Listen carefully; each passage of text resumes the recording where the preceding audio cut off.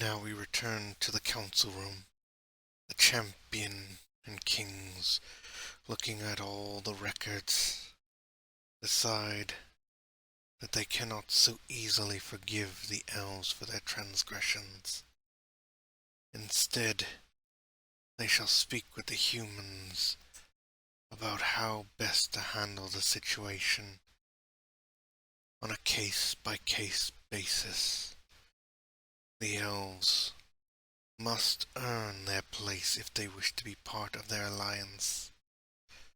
The humans have earned their place through their efforts, through their actions. Honor, they have it. The elves have not. They gather their things and prepare to head to the human realm in order to speak with them on this matter further. They call a scribe to take word to the humans they will be arriving shortly, and as to what they shall be speaking on. Sending the scribe away, they quickly gather their belongings, put together their carriages, and begin the long march to the human city nearby in order to be able to determine how best to handle the elves. As they move out, one of the kings stops and asks, should they even consider the elves? I mean, they did deceive and abandon them at their hour of need. Why should they consider them at all? The champion sighs. While he understands their feelings, he wants them all to remember once upon a time they were simply servants to a king, and they would gladly follow their king's orders regardless, even if they did not agree with the order. So they should not blame the elves as a whole for following the orders of their king. They should be at least given a chance to show whether they can be trusted or not, whether they are worthy to be their allies or not. This is his decision. If any of the kings wish to object, they must say so now before they reach the humans. For once there, the decision is made. All the kings stop and think for a moment. They look to the champion and say as one, they will follow the champion's decree. After all, it is only thanks to he that they are alive. It is only thanks to he that they even have this opportunity. They head out, slowly in their carriage, all of them trying to figure out the best method for how to work the elves in order to determine if they are worthy. There must be a way for them to prove that they can be trusted, that they are worthy of being allies with them. One dwarf comes up with an idea. Though he is not a king, he requests permission to speak on the subject while they are heading there. He's simply a guard, but he has an idea. He says the humans have a system to which people can earn money, wealth, power, prestige through their actions. They're called mercenaries, though of late they are called adventurers or hunters. They do tasks assigned to them by a guild. The guild receives these requests from people in need. Requests to fight off monsters, bring medicine, to aid those in need. This could be the way in which they try to get the elves to become one of them, to earn their trust, to earn their place amongst them. The humans have a very elaborate system. He believes that they should speak to them on this and see if it could be used.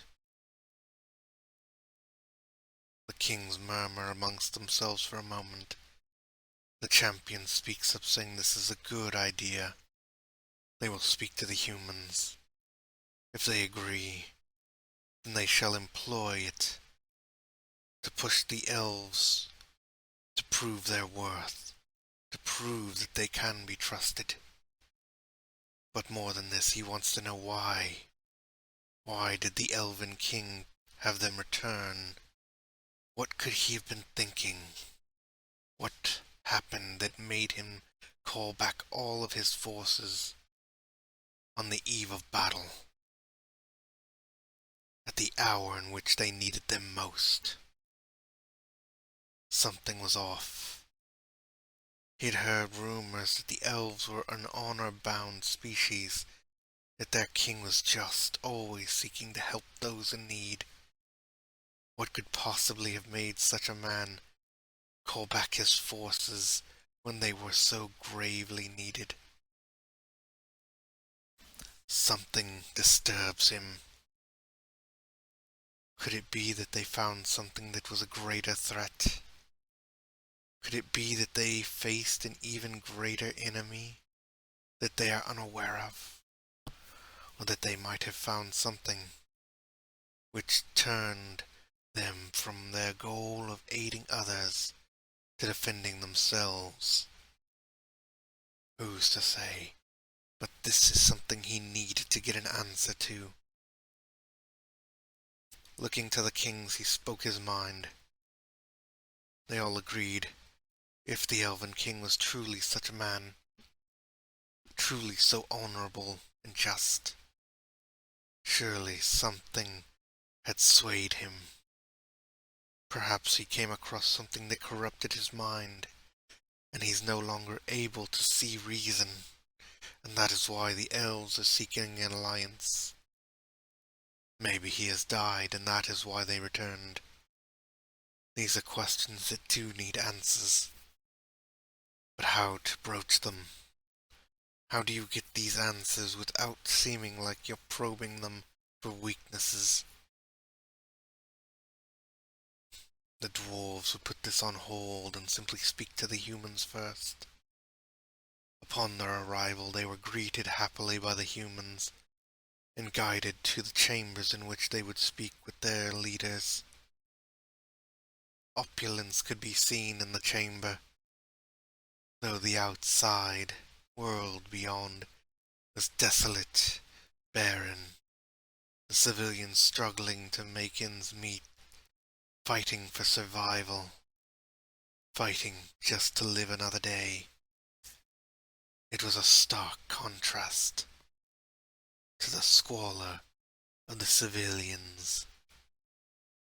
Though when the lords entered, it was apparent that they were not eating or sleeping well either. The room's opulence was deceptive. Everyone taking their seats, the human leader spoke, calling himself Danik the Brave. He was the last of his family, the closest thing to a ruler they had for this domain. So he would speak as the head of the humans, as the voice of their people. The champion spoke, offering his condolences for their losses, and stating their reason for coming, explaining that they could not outright accept the elves' alliance offer. They could not accept the aid so easily, especially considering the circumstances. Danik agreed. He believed that the elves needed to earn their trust, but the people believed that the dwarves should make such a decision, for they had taken the greatest chances and fought and lost the most.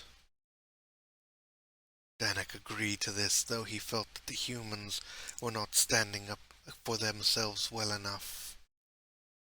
The humans should not simply take another's word and should find their own path. But he understood the champion. He understood his reasoning. The reason why he wanted to hold off on an alliance with the elves, and he agreed wholeheartedly. They spoke on the matter. When the subject of the mercenary work came up, Danik responded saying they are no longer referred to as mercenaries and are now settled as adventurers, and the association has been established to assist those in greatest need first and foremost. He agreed that the elves could be put to this task to earn their place in the alliance. If they wished to be trusted, then they must first earn it. Their king had ruined their reputation. He had destroyed any trust the people may have had towards them, and they would have a long, hard road to earn any respect or trust from either humans or the dwarves. He spoke to the champion and said clearly that if the elves were unwilling to at least attempt to assist those in the greatest need in order to earn their place in the alliance, in order to earn trust and respect, then they would be outright rejected and labeled as outlaws, and would never again be allowed to enter the city of either the humans or the dwarven nation. The dwarves agreed. Anyone who was unwilling to aid those in need in order to earn their place was not to be trusted, let alone allowed to be near their peoples. They would broach this to the elves who had approached with their offer of alliance and who now waited on the outskirts, awaiting a response. They decided it was best to test them. They brought the 5 representatives of the elven tribes into the castle. It wasn't much, hardly worthy of being called a castle. The council met them there and informed them of their decision and wished to know if they would be willing to go this route, to earn their place in the alliance on a case-by-case basis. 2 of the tribal elves refused outright, stating that their king had offered friendship, offered them relief efforts, and they dared to question his honor. They would not accept. They would return to their king and inform him of their hubris, their transgressions against him. This would not be tolerated. Their king was always just and will always be on the right path. They stormed out. The other tribal elf leaders looked at them and stated calmly that their loyalties were misplaced. The king is not what he once was. He has changed, and not for the better. Ever since he was left alone with that strange artifact, he has not been himself. They fear he is lost. The human and dwarves asked what artifact did he speak of. The representative of the elven tribes of the eastern woods spoke. He stated that one of their scouts had found a strange orb, black as night, but something about it was off, displeasing to the eyes, unsettling, unnerving. They brought it to the king for examination. The king, after seeing the orb, dismissed all of his guards and told everyone to leave. He closed himself up in the castle for 3 whole weeks, and when he finally emerged, he was not the same. His eyes gleamed as though he were possessed. His mannerisms seemed cruel, malicious, terrifying. He gave off a presence of horror. Something about it seemed as though he was no longer the king they once knew, Something else was in his place, as though he were now a monster, wearing the skin of their king. After this he made a strange request of their generals, asking them to bring only the finest silks, only the finest wares before him, 5 of each, and to have them presented by the most beautiful in their tribes. No others would be allowed to enter his castle ever again, only these who were deemed the most beautiful. Shortly thereafter, he ordered that all of his troops be recalled.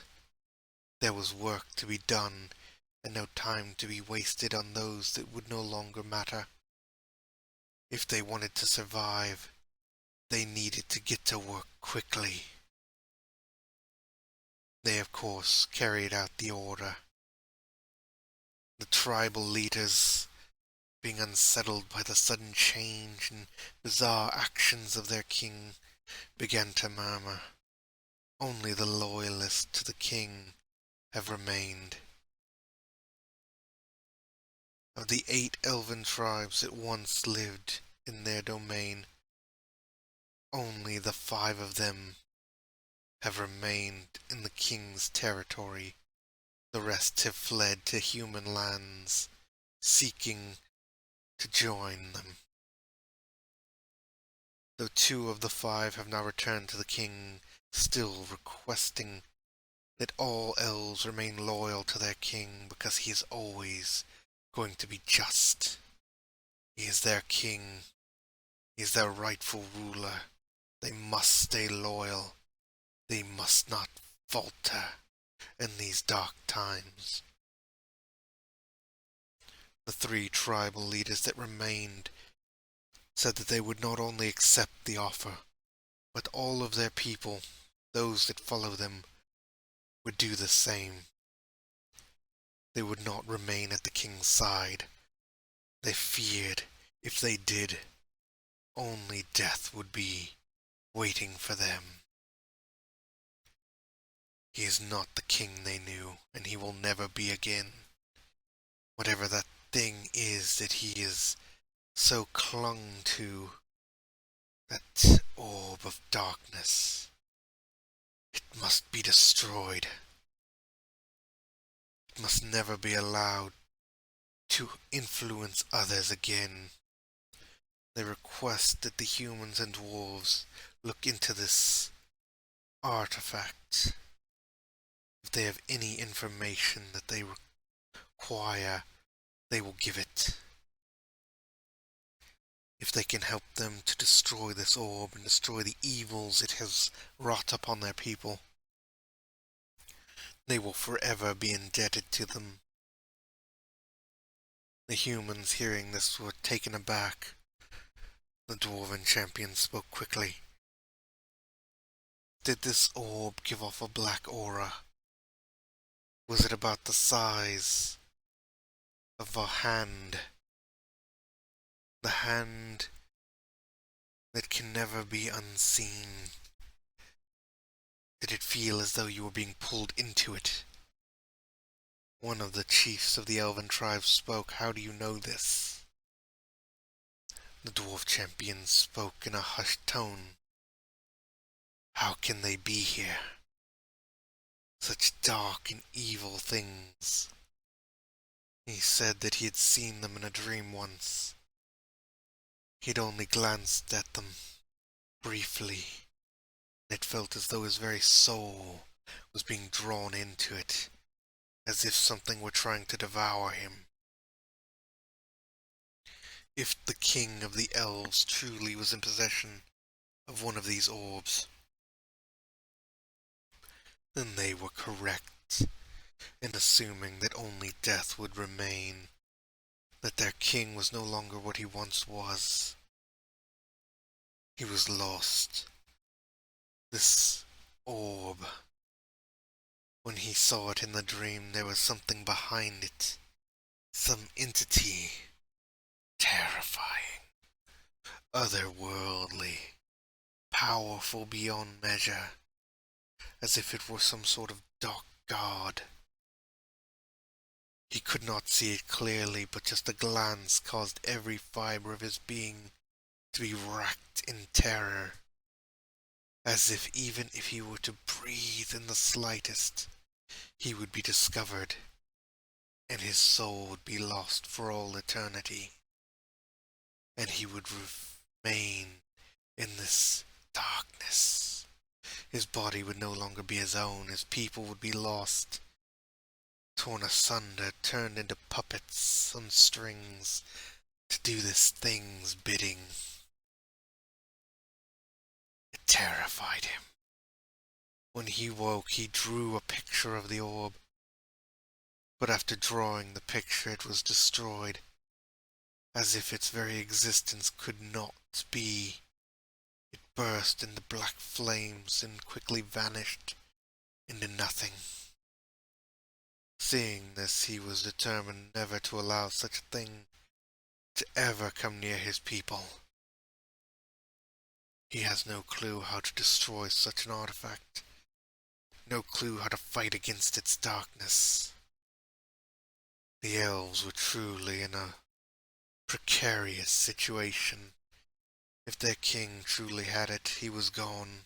The thing inside of him was something else, like a puppet, on strings dancing for its master.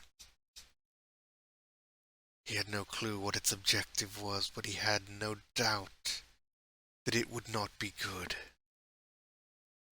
They should prepare for a battle against the former Elven King, who would now hereafter be known as the Dark Elven Lord. The elves of the tribes murmured amongst themselves, this revelation terrifying, the confirmation of their fears, the horror. They agreed. They would do everything in their power to aid the humans and dwarves in destroying the Dark Elven Lord. They would fight even against their own kin if that would free their people from a dark fate. They quickly summoned their people to begin their trials in order to enter the Alliance, in order to earn their place. They would teach all of their knowledge, show their skills, provide every bit of resource that they could in order to become one people with the elves and dwarves.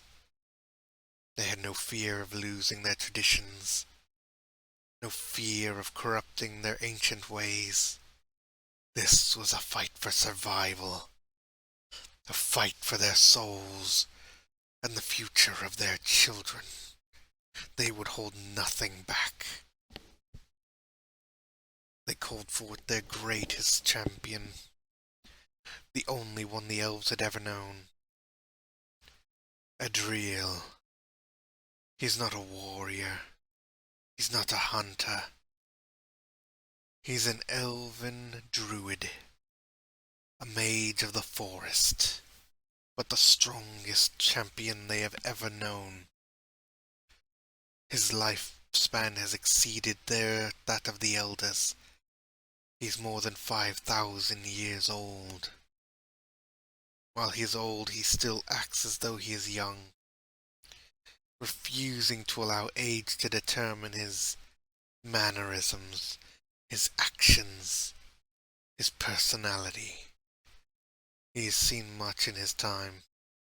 He is the reason why the other chieftains, like them, left.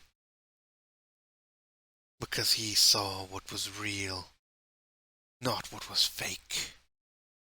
He was never allowed near the king since he changed.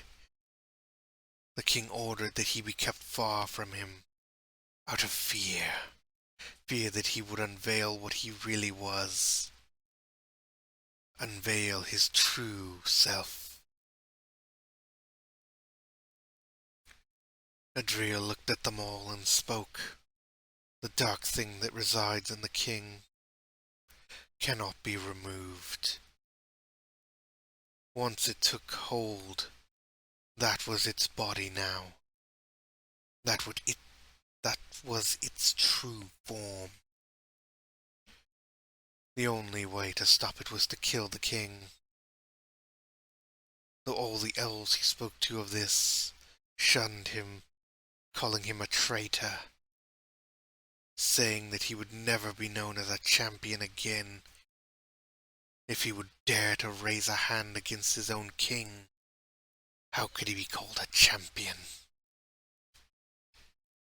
Everyone was shocked. The fact that he was willing to kill his own king so quickly, without remorse. He was willing to do what needed to be done. This instantly earned him respect from the humans and dwarves alike. Anyone who was willing to do what must be done regardless was truly worthy of respect and honor. The only reason he didn't is because they used the children to keep him from the king. He would never harm a child. He would never put a child in danger. So he left and swore that he would stop the king no matter what the cost. And now he finds himself here. He gathered all the elves that he could, brought them to the humans, and has slowly been doing everything he can to help integrate them into the human society. He respects the humans. Not all of them, but those that are worthy of respect. The dwarves have earned their place. He accepts this. He has seen their courage, their valor, though he was not there for the great battle. He has heard enough from those who were and survived to know that the dwarves are honorable people who would fight to their very last breath for those that they call allies. Hence why he has pushed the elves to this. Hence why he is determined to make them allies with the humans and dwarves alike. He accepts that his people may suffer for countless generations to undo what their king has done. But he will always stand by their side and help them as best he can. Now that things were settled, the dwarves, the humans, and the elves have set off to do the tasks that need be done. Save for the druid. He began sowing seeds, crops, putting up defenses, creating natural barriers to aid all peoples. He started on the dwarves' territories, aiding them as best he could, sowing seeds, aiding the farmers, building defenses, helping to heal the wounded and sick with his druidic magic. He even created a golem, something the dwarves believed only they were capable of. Though his golem was not the same, being made of plants and vines, earth, with a core made of a spiritual essence. It was still a golem. It was still a mighty figure of great power, something the dwarves respected, something they will always respect. He passed on all the knowledge that he could. Though few dwarves have the magical ability to use magic outright, they can at the very least understand the concepts and find their own ways to create a method in which to use them. One dwarf in particular caught his eye. His name was Don. His father had made him become an arcane blacksmith. He's one of the few surviving elder dwarves. His father is long since gone. He is still but a child, but he has learned the arcane forging method and crafting artifacts of magical power. With the knowledge he gained from the druid, He was determined to create an arcane golem. Though the technology had been lost to their people long before this war, he believed he could recreate it, perhaps even improve upon the original design. He was determined to show them that the dwarves are not yet done, even though their numbers dwindled significantly. A mere handful or two of elders still alive, mostly just children like himself left behind. They would rebuild. They would become strong. He was determined that he would be the greatest arcane smith. But he needed aid. He asked the druid to introduce him to some human blacksmiths who possessed magical capabilities, so he could teach them the arcane arts.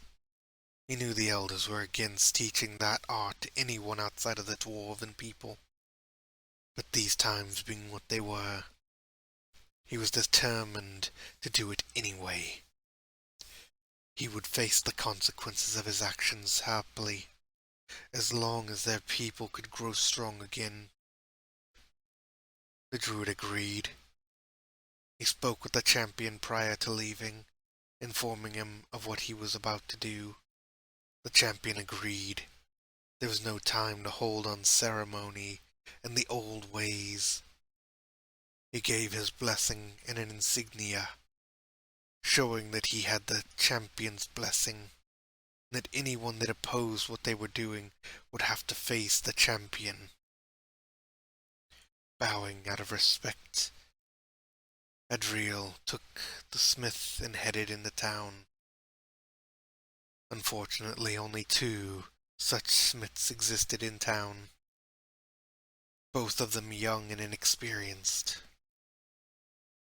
Partnering with Dawn, he helped them learn, guided them where he could, boosted their magic, restored their energy when they ran down, fed them nutritious meals that he grew himself from his many different plants, meals infused with mana in order to gain greater strength so that they could continue their training, perfecting their craft sooner rather than later, knowing that at any moment war could be upon them again.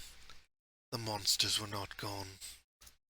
They had simply trimmed their numbers down.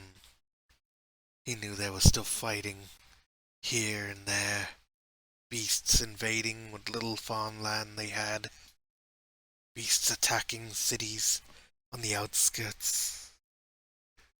He knew that some of the outer villages had already been lost, but did not say anything, knowing there was nothing he could do. This was more important. Training the future, doing everything he could to give them the best fighting chance. He knew his time was coming. He did not have many more years left to live, but he would use them well. He would mold the future into a brighter one before his time came. And before his final days are done, he would see the Dark King brought low, and that evil artifact destroyed, even if he must give his life to do it, even if he must sacrifice his soul to do it. He was absolutely determined to free the elven people of this curse, to free this world of this curse. He sighed. His illness was growing stronger, his years dwindling before his eyes. As time passed, he'd never before had a reason to care about this, never had a reason to worry about his end. But now he worried that he would not live long enough to bring his wishes to fruition. Determined not to fail, he decided he would do everything in his power to aid the people. He would do everything in his power to protect this new world order. He took it upon himself to head out the night after they completed their training and became true arcane smiths. He would attempt the impossible. He would bring down that king and destroy that wicked artifact. He headed out, seeking to destroy it, seeking to put an end to its existence. As he arrived on the outskirts of the elven domain, he was horrified. He saw no elves. What he saw were abominations, creatures that once were elves, twisted and deformed, black, oozing some sort of mucus that turned the very soil into barren wastelands. It was horrifying. The once beautiful elven lands, the elven people turned into these things. His rage brought to the surface. He would not tolerate this. He would not allow this to continue. He charged, raging, calling forth all his power. Nature itself struck down numerous of these creatures as he approached. Getting closer and closer to the city, he struck down every abomination he came across. He quickly realized his power was waning. His illness seemed to be accelerating.